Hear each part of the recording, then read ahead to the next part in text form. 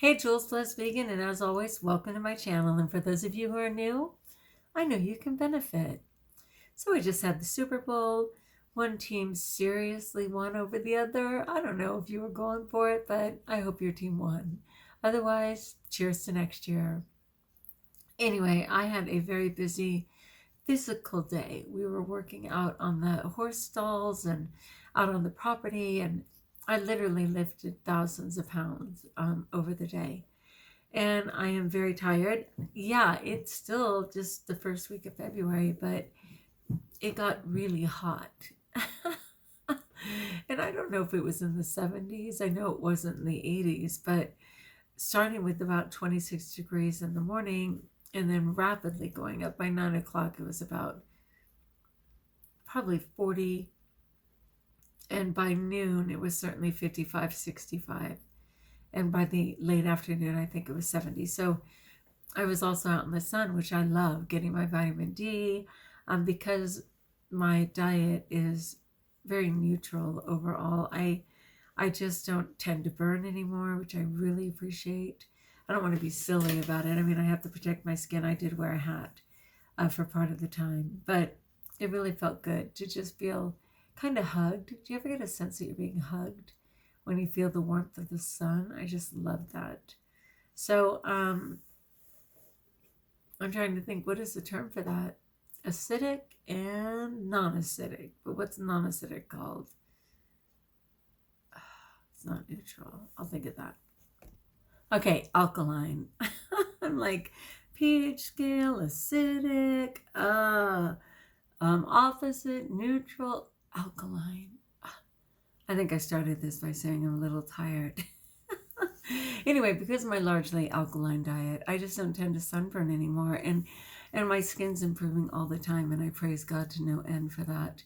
I never had acne or anything, but I had a ton of dark spots and age spots, sunspots, whatever you want to call them, and luckily my skin is renewing, and I love it.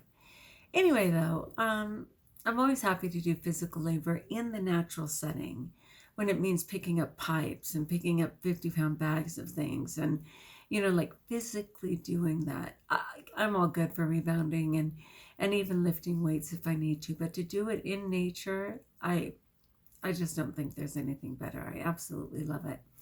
So what I've been doing for the last few days is sharing 20 traps that people tend to fall into at some point in their lives. This is just across the board. Doesn't matter the age, doesn't matter where you live, what language you speak. This is the human endeavor, and people tend to fall into these. And it's interesting to me, and I'm happy to go through them. So number 4 is the trap of self-centeredness. And I'll be interested to see what they say about that. For me right now, because the world is so invasive, with social media, with information and fake information coming at the speed of light, people don't have very good boundaries. And to actually take a moment to be centered within yourself sounds to me like a tremendous gift. But like anything, it can go overboard, right? It can go overboard. Codependency starts between the child and the mother, and they need to be fed. But when it continues into your life with other people who certainly do not serve that role in your life, it's gone out of whack or overboard. And the same thing with self-centeredness. Yes, be centered on yourself to the extent that it keeps you well, that you check in with yourself from time to time, that you do a reality check and see what's true for you, right? And I'm all good for that, but there's a trap of self-centeredness. Let's get into it. It says we all need to take care of ourselves, but there's an appropriate amount of self-interest, self-preservation, and self-attention. Once we are no longer children, it's expected that the responsibility for our well-being will shift away from our parents and caregivers to ourselves. This is a right, and it should happen at some point. Sometimes we can carry self-care too far. Our focus is entirely too much on ourselves. Dare I say, Kim Kardashian's selfie book, in which she took over 10,000 images, some people, and I remember it as a teen, and I think it's pretty common as a preteen and a teen, when you're changing every single day. My gosh, your looks change, your height changes, your hand size changes, everything's changing. You're getting breasts if you're a woman. Your voice might change if you're a guy. You know, all the things. I definitely caught myself in the mirror a lot. And if it wasn't the mirror, it was a reflective glass. It was just the age. And my siblings would tease me and say, "Are you looking at yourself, Juliana?" Only because they wanted to push me out of the way and look at themselves. It was a pretty common thing. I am by no means a selfie queen.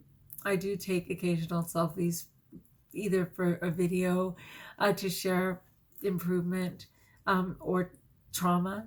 I mean, whichever is the case, I've certainly shown some wicked, painful pictures in which I've been injured.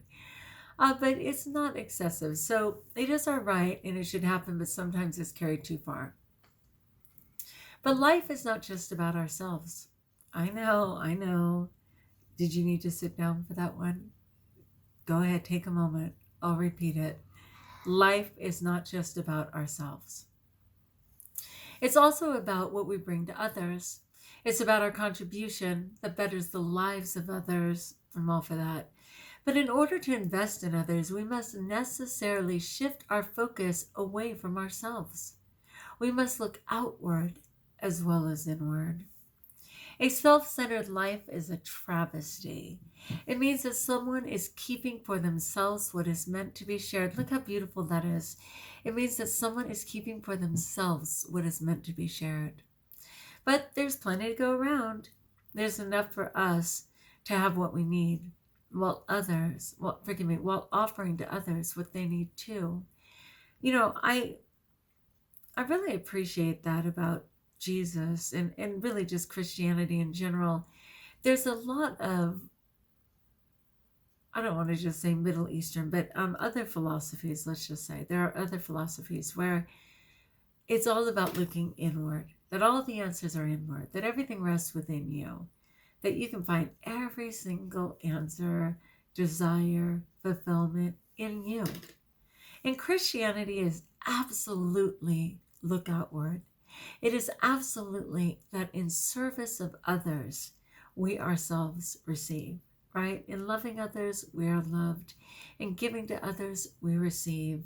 In looking out and how best we can serve and love those around us, the fulfillment in our heart grows, that we look upward to the Lord, to God, to eternity, to the possibilities, to the understanding that this is a way station on the way to eternal life, that this is the shortest life we'll ever live, because the next one is eternal, wherever that is spent. All of that idea is to look out, to give service outward, and in turn to be fulfilled within.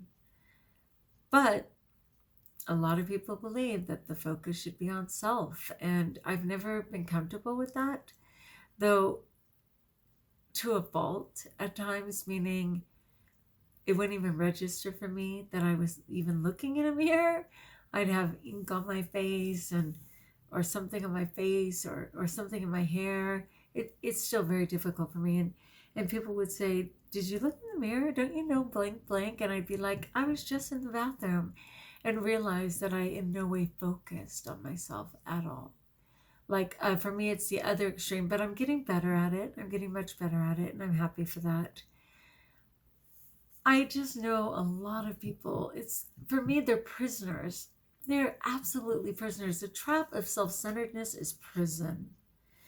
Because rather than giving you more confidence, which I think people would love the idea of, I find that it makes people very insecure. That when they are so centered on self, they don't have a sense of balance around them. They are constantly paranoid about what other people think. Well, what did they say about me? Well, what did she say? Well, were they thinking that, did I look like every minute? And I'm like, what? I don't even have time to wonder what other people are thinking, really. I don't have time to wonder. And the only time I think about what that person thought of me is if I have a sense that I may have offended them, that I have a sense that I may have done some injustice and fear that it hurt or offended them. There's some of that. But in general, only if I accidentally fall prey to the game, and in fact it is a game, of wondering how many likes, wondering how many views, wondering how many people have joined, every once in a while. And it's usually the pressure of somebody else who will say, so do you have any people on that page yet? How many videos have you done? I have this one sister, and I hope my other sister doesn't confuse her. But this one sister who does check her likes every minute and checks how many people she has and everything else. And she'll say, well, I only have 5,652 views, and it's been 4 hours. And it's been 4 hours. I'm like, I have 16 views, and it's been 2 years. I'm glad I'm not a prisoner to that, honestly. But yeah, she has some videos with over 100,000 views. And she's like, is that good? Is that good? The biggest video I've ever had anyone view was less than 500. And again, it's been over a couple of years. She has 100,000 on a video she posted 2 weeks ago. Is that good? By all accounts, yes. But the fact that you don't know tells me that you're completely imbalanced that way, But, it's hard. It's hard, I'm sure. I'm happy to not be too self-centered, but everybody is, and they should be to a degree, because who else is going to take care of you at the end of the day? Who else is going to stand by you? Who else is going to support you? My students will say, Miss McCants, who are you talking to? And I'll be like, sorry, I'm the only adult in the room, and I had to process with an adult, and it's me. I was talking to me. Yeah. Sometimes I do have to check in with myself, and obviously if we're in danger, the best thing you could possibly do in that moment is be self-centered. I'm one of those people who is literally feeding dinner and dessert to the perpetrator before it occurs to me, oh, I'm in danger. Yeah, I do appreciate any heads up on being centered within myself enough to recognize when I'm in danger, enough to recognize when I'm being abused, enough to recognize when I'm not getting my needs met or something isn't serving me. I mean, you have to be self-centered to a degree to be healthy. Again, it's just when it goes awry, when it becomes all-encompassing, to where you can't even balance or measure what is reality and what isn't. Is 100,000 views good? Yeah. Not if you don't know. All right, my friends. Like if you like, join us if you haven't. Subscribe. I ate clean today. I'm happy to say I'm going to be glad to record everything that I have in my journal and everything. It was very slippery for a moment there. So I'll be giving myself some of my little beautiful glass beads in my earth jar. But I absolutely pulled it together and was clean. I ate my food. All right, like if you like, join us if you haven't subscribed. Let me know in the comments below how I may support you. And until we talk again, best of all, a little bit of self-centeredness is healthy. More than that, check yourself. And know that you're blessed.